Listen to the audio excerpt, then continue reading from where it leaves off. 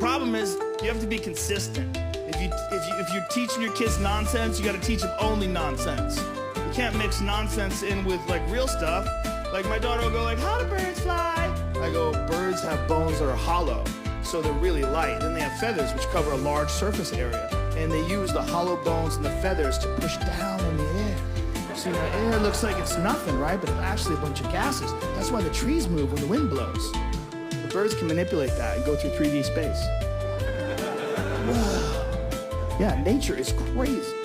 Yeah. How does a fat man get through the little hole? Magic! Christmas magic!